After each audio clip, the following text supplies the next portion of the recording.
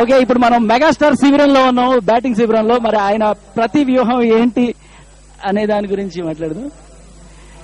Hi sir. Sir మీ వ్యూహం ఏంటి ఇప్పుడు? అంటే 159 అనేది హ్యూజ్ టార్గెట్ కదా.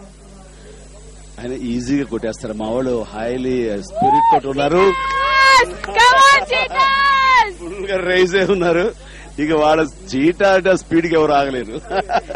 సో మీరు ఏ టౌన్ లో దిగబోతున్నారు?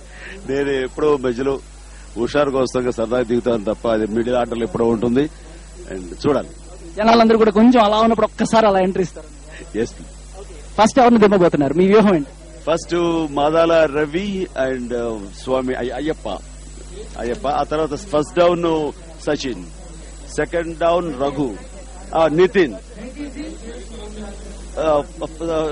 రఘు ఎప్పుడు Sachin 1 down, 2 down Nitin and Raghu అలా ఉంటారు. That's it. ఓకే, ఒక్కొక్కడు కాదు ఒకేసారి 100 మందిని రమ్మంటారు. రామ్ చరణ్ తేజ్ కూడా మనతో ఎక్కడున్నారు అనే నువ్వు చెప్పు, మీ ఛాన్సెస్ ఎలా ఉన్నాయి? 159 హ్యూజ్ టార్గెట్. ఛాన్సెస్ కాదండి, షోర్ కాక్ మందే ఈ గేమ్ డెఫినెట్ గా. అది చాలా తక్కువ స్కోరు, మనకి చాలా మంచి బ్యాట్స్మెన్స్ ఉన్నారు. ఇంకా మేము చూస్ చేసుకున్నాం ఎవరిని పంపించాలి, అంతమంది ఉన్నారు మంచి బ్యాట్స్మెన్స్. నువ్వు ఎప్పుడు వెళ్ళబోతున్నావు?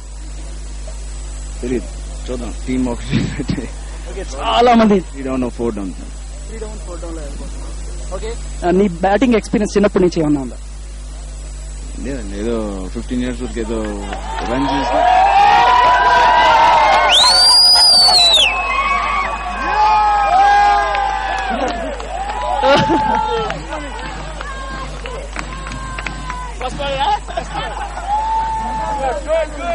ఫస్ట్ 4.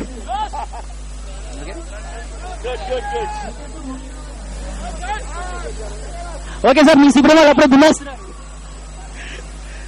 చెప్పారు కదా, చూడండి, నెమ్మదిగా చూడండి. బాక్స్ బద్దలైపోతుంది.